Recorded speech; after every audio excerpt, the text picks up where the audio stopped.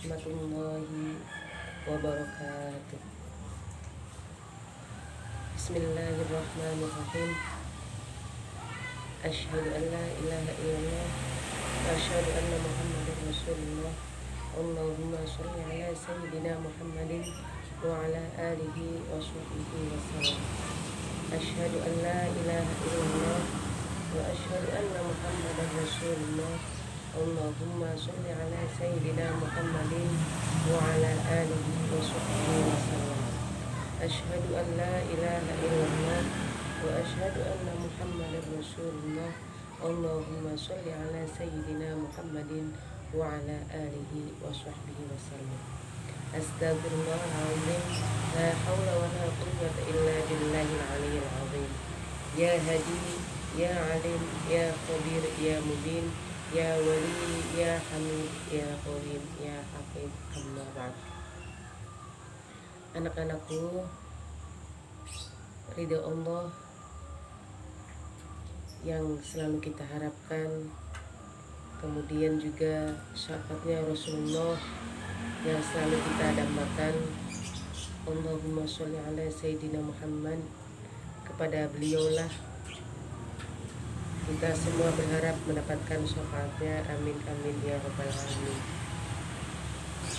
Anak-anakku, mahasiswa-mahasiswi IAIN Syekh Nurjati Cirebon, untuk pertemuan sekarang Ibu akan menjelaskan tentang komponen-komponen perencanaan pembelajaran. Di sini ada 3 komponen utama. Namun Ibu akan menjelaskan dulu untuk kurikulum merdeka. Itu di dalam RPP-nya hanya 3 komponen, berbeda dengan RPP sebelumnya yang berdasar pada Permendikbud nomor 22 tahun 2016 tentang standar proses pendidikan dasar dan menengah. Ini RPP-nya itu acuannya dari silabus, kemudian ada kompetensi dasar dan komponennya 13. Kemudian disederhanakan RPP 1 lembar, kurikulum merdeka, merdeka belajar.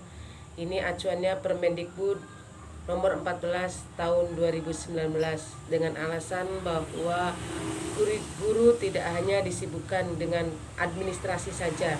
Artinya dengan pembuatan komponen yang 13 itu akan menyibukkan guru dalam hal teknis saja atau administrasi saja. Maka disederhanakan sekarang ini kurikulum 13, tetapi RPP-nya hanya menggunakan RPP yang 1 lembar. Di dalam RPP 1 lembar itu nanti yang pertama itu adalah tentang tujuan pembelajaran, kegiatan inti, dan kemudian adalah evaluasi.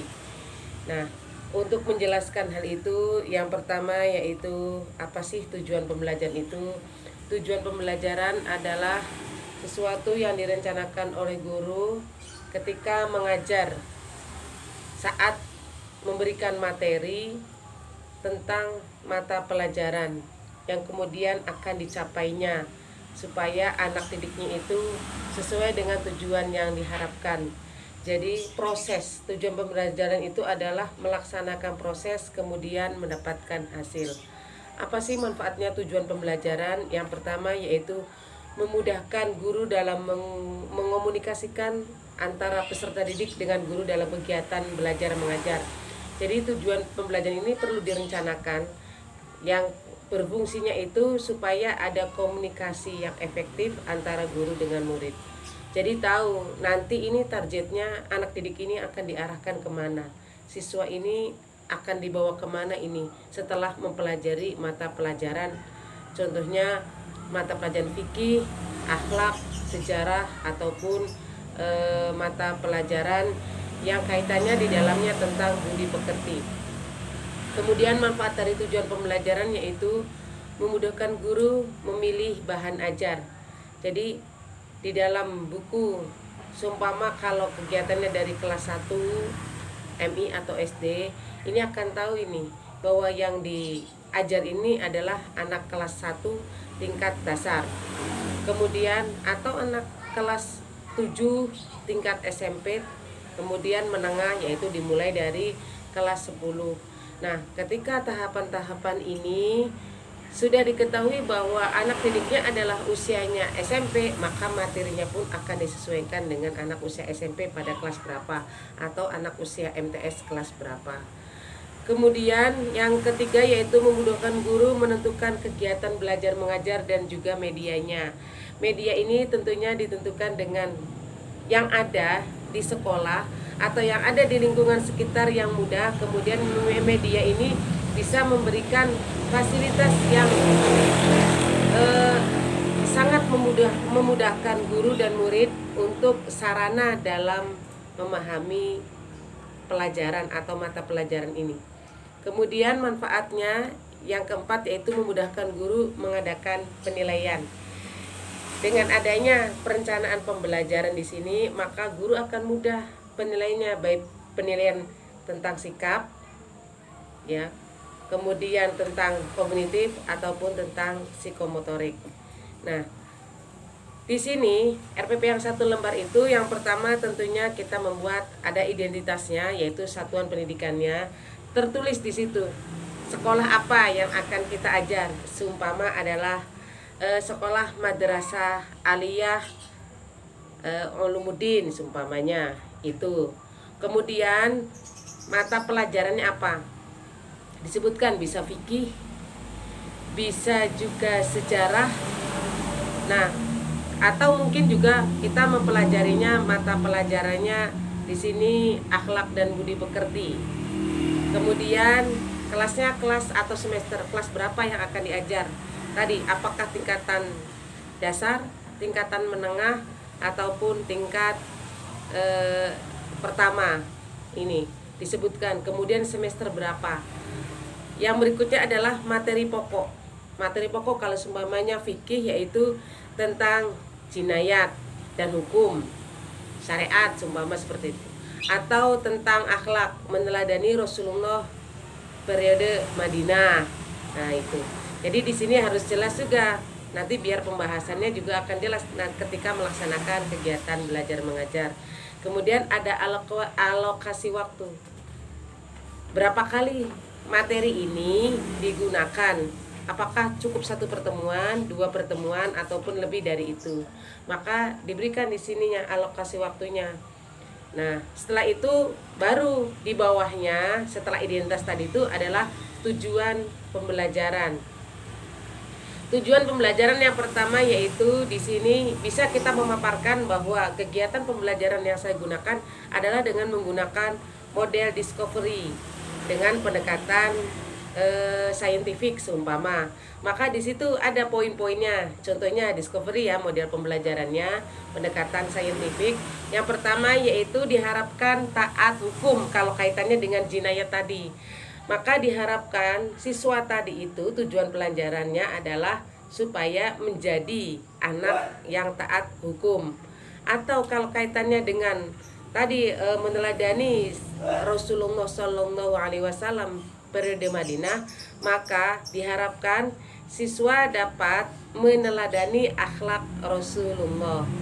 Kemudian yang kedua yaitu membiasakan perilaku taat hukum atau membiasakan perilaku sebagaimana perilaku Rasulullah.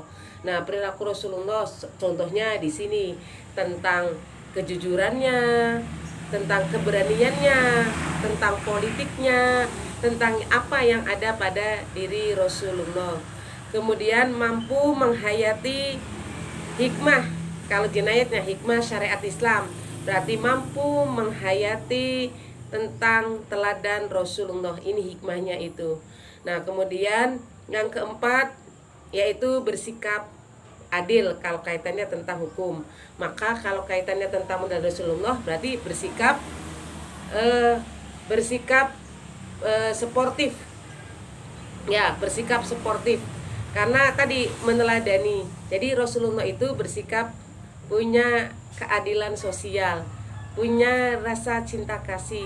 Kemudian Rasulullah juga punya rasa pengorbanan dan juga memaafkan. Berarti di sini kita bersikap seumpama menjadi orang yang rela berkorban. Dan yang terakhir tujuannya yaitu bersikap responsif dan proaktif. Jadi proaktif terhadap lingkungan sekitar, respon terhadap lingkungan sekitar. Ini contoh dari tujuan pembelajaran yang dibuat di dalam RPP. Kemudian yang kedua, langkah-langkahnya itu ada kegiatan inti. Kegiatan inti itu dibagi 3, kegiatan awal, kegiatan di tengah, kemudian kegiatan yang di akhir. Contoh kegiatan di awal yaitu mengucapkan salam. Jadi guru itu ketika sudah duduk di dalam ruangan, nah itu masuk memberikan penjelasan tentang tujuan pembelajaran.